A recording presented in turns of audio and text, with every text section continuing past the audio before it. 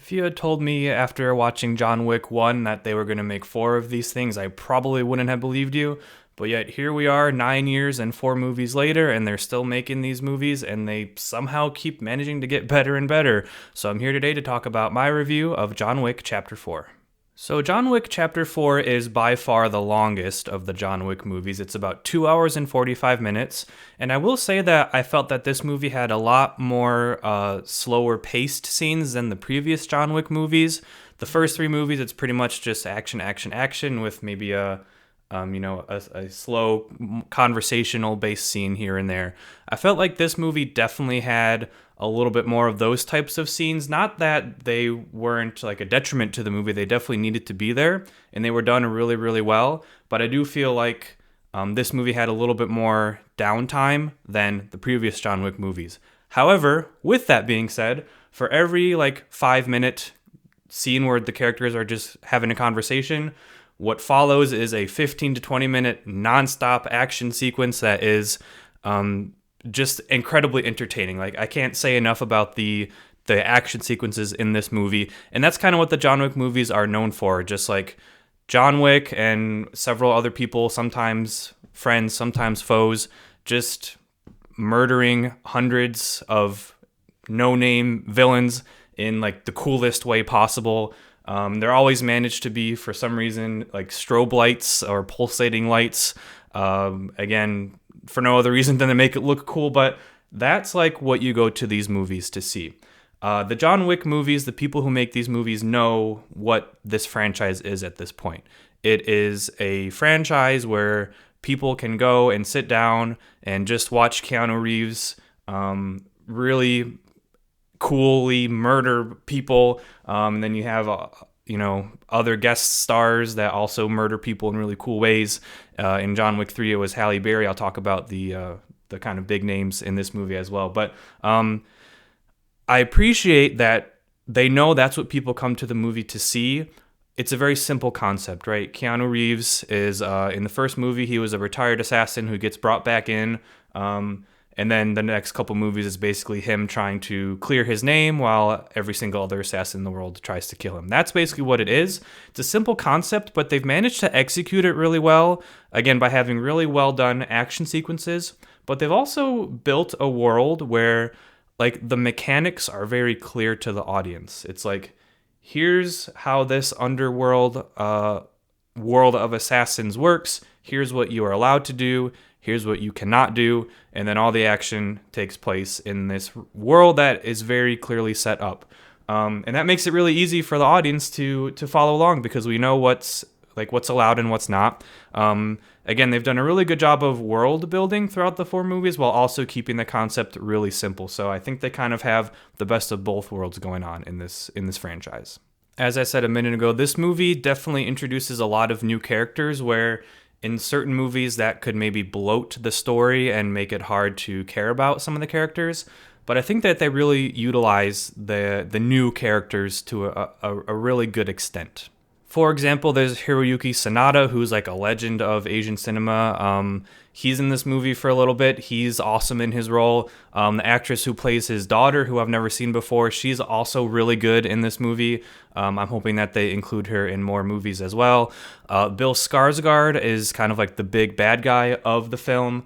Again, he's kind of a stereotypical John Wick villain, but he just adds something a little bit different than the other villains have. He's very intimidating whenever he's on screen, and so I thought he was really well cast for this role. But I do definitely think that the standout guest star of this movie is definitely Donnie Yen. Now, I know who Donnie Yen is. I'm very familiar with his reputation. I will admit I haven't seen as many of his movies as I would have liked to, but again, I know the kind of reputation he has as a martial artist kind of actor. And man, he's so awesome in this movie. I appreciate that they kind of chose him to be there throughout kind of the full thing. He's like the main foil to John Wick, I would say. But he was utilized perfectly. All of his scenes were really, really well done and really, really entertaining. I do think this is the best looking John Wick movie so far. The cinematography is great. The visual effects are great. I really you can't even tell when there are visual effects. Like I was saying earlier, any action sequence in a John Wick movie, there always seem to be really cool. Like the lighting is really cool. They always seem to be pulsating lights, or it's like raining and the light kind of like is dispersed through the raindrops, or they're at some sort of nightclub where there's just rave lights going on, and then there's guys fighting, and usually there's some pretty cool techno music going on in the background as well, or they even use techno music for like the score for that scene. But again, cinematography, the look of this movie is really, really awesome. They really make that like kind of a character of the movie. If I were to have one complaint about this movie and the John Wick movies in general, whenever you have hand-to-hand, very highly choreographed fight sequences that last for like anywhere from 10 to 20 minutes, it's not always going to be perfect. There's going to be a couple of sequences every now and then where I use the word like it looks choreographed. Like you can tell where it's maybe not as smooth as it could have been. Like you can tell that it's Keanu Reeves who's doing his own stunts, and he's, again, not technically a trained stuntman, so it's not always going to look perfect. Again, that's just something that I sometimes notice. Like, again, when you have these long fight sequences, every now and then you may have like a punch that looks a little bit like stiff and reactions that are a little bit delayed because the timing just wasn't perfectly correct. But again, you can forgive that when the scope of these movies is such that we're not looking for perfection, right? The audience is just looking to have a good time, to be entertained. I've always been someone who notices details like that. So again, it's not it's not like a deal breaker.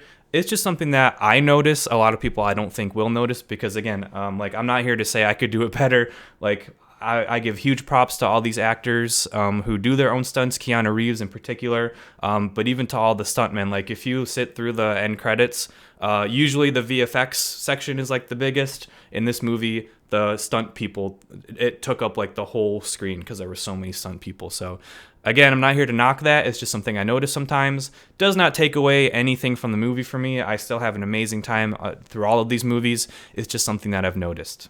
But yeah, at the end of the day, John Wick 4, it's a 2 hour and 45 minute movie that feels like an hour and a half. It flies by. It's really well paced. If you've seen the previous 3 John Wick movies, you know exactly what to expect from this movie. A simple concept that is executed well in a world that they've set up, that the rules and the mechanics are very clear. It's a movie that you can go to turn off your brain for a little bit, but also not feel like you're watching something that's like over the top, like the Fast and Furious franchises have kind of become. It's a little bit more grounded than that, but this movie is a fantastic time. 8 out of 10, 9 out of 10 for me. It's an awesome, awesome movie. Would highly recommend going to see it if you've seen the previous 3 John Wick movies. And yes, I have done this whole review wearing a robe. I work in a school. I'm on spring break right now. I couldn't be bothered to put on actual clothes today. So if I do any more reviews this week, then I'm probably also going to be in a robe, just as a heads up. But at the end of the day, John Wick Chapter 4, have you seen it? If so, let me know your thoughts in the comments down below. Thank you so much for watching, and be sure to stay tuned for more.